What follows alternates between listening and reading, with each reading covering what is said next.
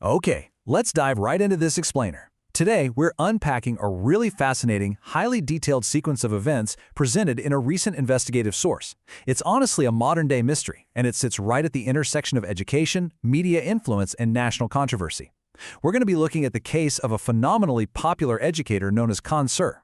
This analysis breaks down exactly how a targeted physical attack on his institution somehow snowballed into this massive media and legal takedown overnight. We'll also explore the underlying reasons the source believes are truly driving this backlash. So let's get right into the facts as they're laid out.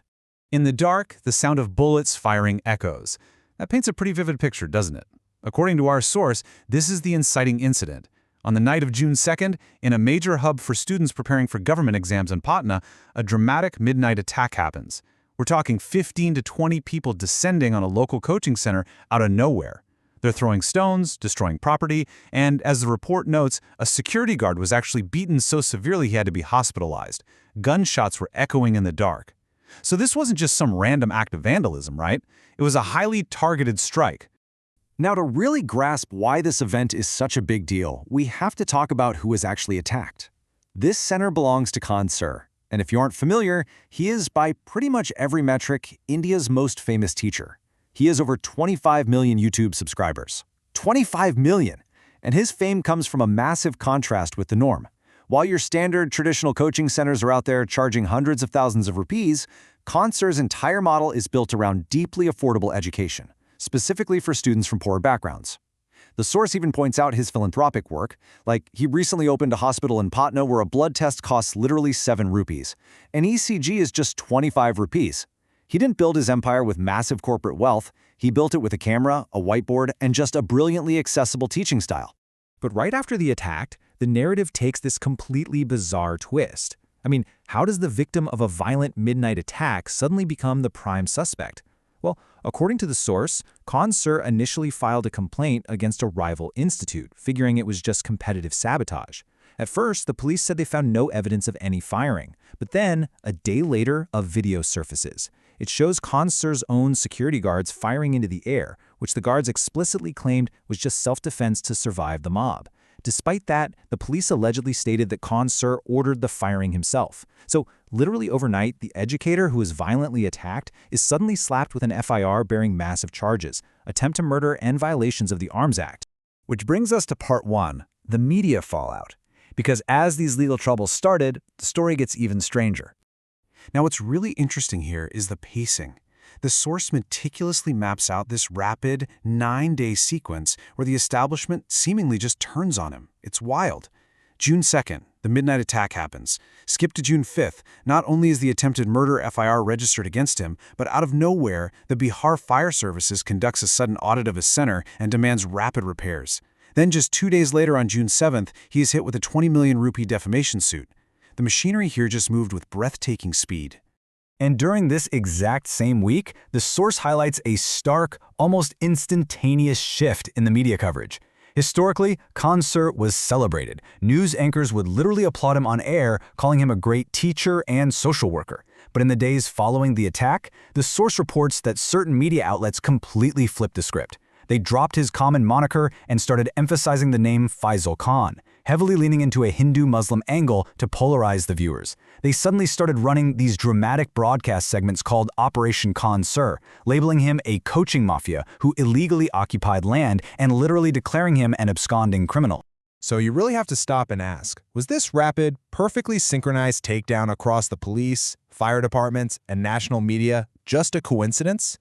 Just fallout from a local coaching rivalry?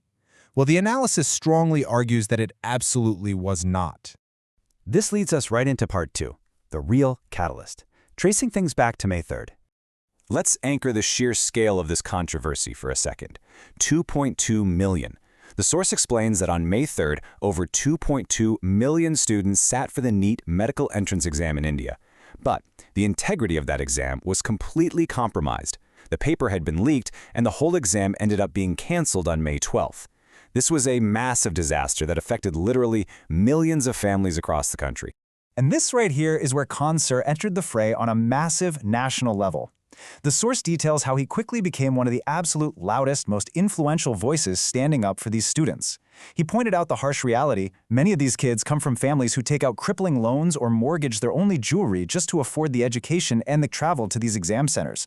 So he didn't hold back. He boldly called the National Testing Agency a thief and openly demanded the resignation of the education minister. He mobilized his massive 25 million strong online following to demand accountability from the government for the leaks. And that mobilization brings us to part 3, the television clash, because the source points to one specific national broadcast as the true flashpoint. The source neutrally breaks down this television debate that happened on May 29th on the Aaj Talk network. During the broadcast, instead of holding the government accountable for the leaked papers, anchor Anjana Om Kashyap allegedly shifted the blame directly onto the educators. She claimed on air that star YouTube teachers don't know anything worthwhile. Well, Khan Sir didn't take that lying down. He launched a direct, viral counterattack on the media's integrity right then and there. He accused the anchor of spreading fake news to protect the establishment, outright calling her a fraud and a sellout.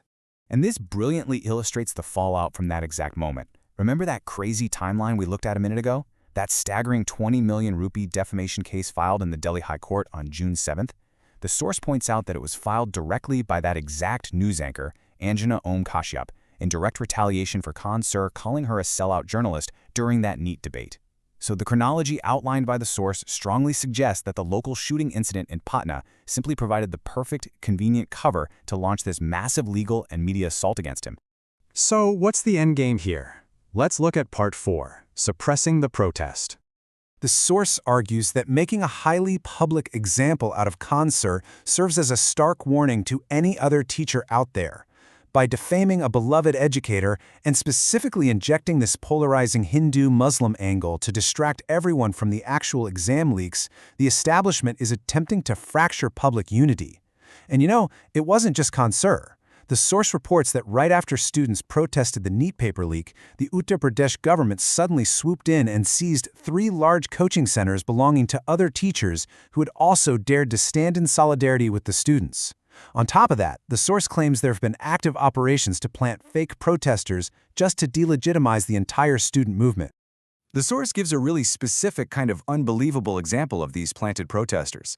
During a protest at Janta Mentar by a group calling themselves the Cockroach Janta Party, a video went viral. It showed a protester openly agreeing that India should be divided into pieces. Now, the media enthusiastically jumped on this, portraying it as absolute proof that the student movement was just filled with anti-national traitors. But the source reveals the claimed reality. This individual was actually a lawyer, sent in as a quote-unquote secret agent by a known political troll, Abhijit Iyer Mitra. The troll literally admitted online later that he sent the man there to make sarcastic, extreme statements deliberately designed to discredit the genuine student protests. The source wraps up its entire analysis with this really powerful assertion: educate, agitate, organize.